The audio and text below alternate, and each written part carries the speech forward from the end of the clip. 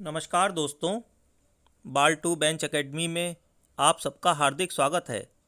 आज हम उत्तर प्रदेश जोत चकबंदी अधिनियम 1953 की धारा 12, 12A और 12D पर कुछ चर्चा करेंगे।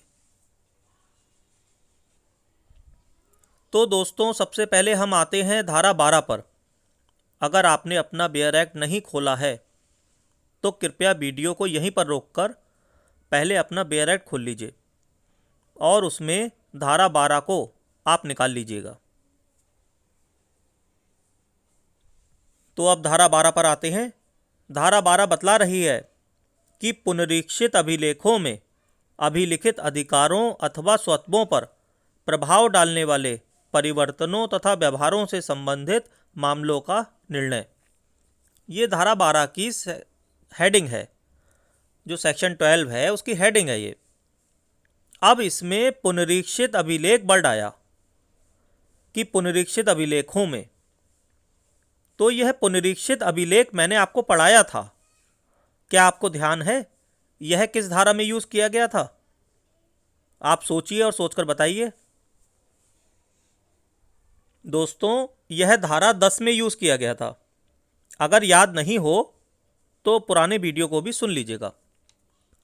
तो पुनरीक्षित अभिलेखों में अभिलिखित अधिकारों अथवा स्वत्वों पर, मतलब इस लाइन का क्या मतलब हुआ कि पुनरीक्षित अभिलेखों में अभिलिखित अधिकारों अथवा स्वत्वों पर, यानी कि जो पुनरीक्षित अभिलेख हैं उनमें जो अधिकार और स्वत्व अभिलिखित किए गए हैं, तो उन अभिलिखित अधिकारों और स्वत्वों पर प्रभाव डालने वाले परिवर्तनों तथा व्यवहारों से संबंधित मामलों का निर्णय। यानी कि उन अधिकारों और स्वत्वों पर प्रभाव डालने वाले जो परिवर्तन तथा व्यवहार हैं उनसे संबंधित जो मामले हैं उनका निर्णय। इस बात पर इस धारा में प्रकाश डाला गया है। तो ये तो हमने अभी इस सेक्शन की हेडिंग समझी। अब हम इस धारा के अंदर घुसकर उसको समझते हैं। तो दोस्तों, धारा 12 की उपधारा 1 कह रही है कि धारा 10 के अधीन प्रकाशित पुनरीक्षित अभिलेखों में अभिलिखित किन्हीं अधिकारों या स्वत्वों को प्रभावित करने वाले परिवर्तनों तथा व्यवहारों से संबंधित मामले, जिनके लिए बाद कारण तब विद्यमान नहीं था जब धारा 7 से 9 तक की कार्यवाहियां प्रारंभ की गई थीं, तो उनके उत्पन्न होने पर सहायक चकबंदी अधिकारी के समक्ष उठाए जा सकते हैं, किंतु धारा 52 अथवा धारा 6 की उपधारा 1 के अधीन अधिसूचना के प्रकाशन के पश्चात नहीं। अब ये धारा समझ में आई आपको?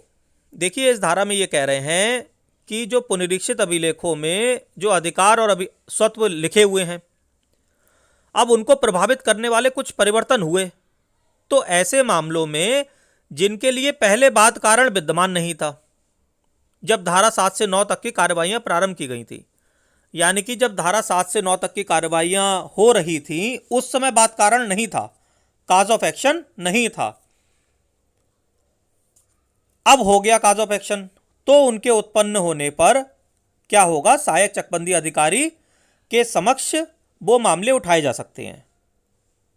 समझ रहे हैं ना आप कि जब धारा 7 से 9 की कार्यवाहियां चल रही थीं उस समय बाद कारण नहीं था, इसलिए कार्रवाई प्रारंभ नहीं कर पाए। लेकिन बाद में बाद कारण उत्पन्न हो गया, तो क्या किया जाएगा कि सहायक चकबंदी अधिकारी के सामने ऐसा मामला लाया जा सकता है। लेकिन इसमें कंडीशन है कि धारा 52 अथवा धारा 6 की उपधारा 1 के अधीन अधिसूचना के प्रकाशन के पश्चात नहीं लाया जाएगा। धारा 52 में चकबंदी क्रियाओं की समाप्ति दी गई है।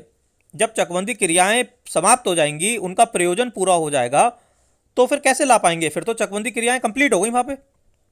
और धारा 6 में कैंसिलेशन दे रखा है। अगर चकबंदी क्रिया का सरकार कैंसिलेशन कर देती है उसके बाद में कैसे ला सकते हैं? तो ये दोनों एक्सेप्शन भी आपको समझ में आ गई होंगी। अब आते हैं उपधारा 2 पर। उपधारा 2 में ये कह रहे हैं कि यदि उपधारा 1 के अंतर्गत कोई मामला उठाया जाए तो उसकी भी सुनवाई तथा निर्णय पर धारा 7 से 11 तक के उपबंध आवश्यक परिवर्तनों सहित उसी प्रकार लागू होंगे मानो वह उपर्युक्त धाराओं के अधीन उठाया गया मामला हो। अब ये धारा 12 में जो ये सहायक चकबंदी अधिकारी के सामने मामला उठाया, तो उस समय तो उठा नहीं पाए जब धारा 7 से 9 की कार्रवाइयां चल रही थी।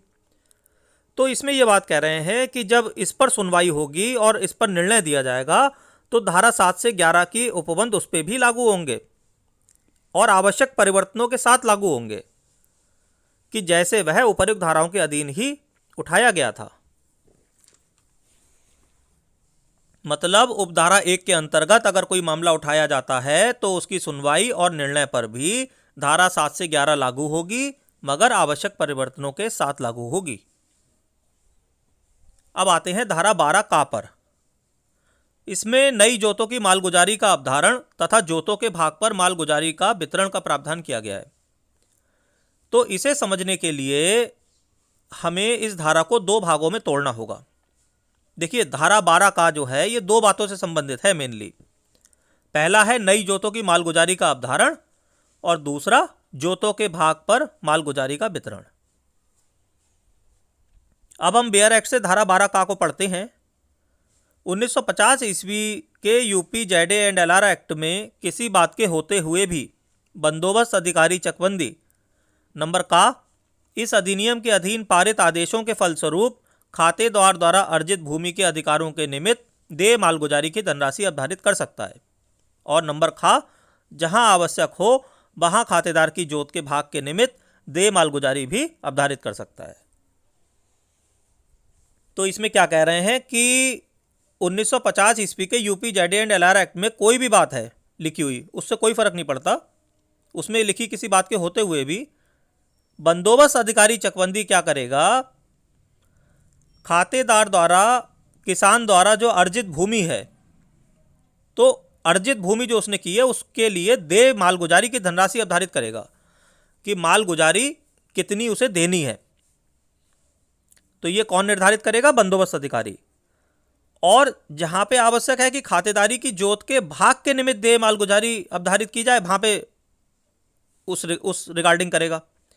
यानी कि जो नंबर का है उसमें तो खातेदार द्वारा जो अर्जित भूमि है उसके निमित्त मालगुजारी अवधारित करेगा, और खा में खातेदार की जोत के भाग के लिए करेगा। यानी कि ऊपर तो पूरा जोत हो गई और नीचे जोत का भाग हो गया, मतलब ऊपर पूरा खेत हो गया और नीचे वाले में खेत का थोड़े से भाग के लिए, तो उसके लिए भी जो मालगुजारी है वो अवधारित करेगा कि कितनी किसान को देनी है।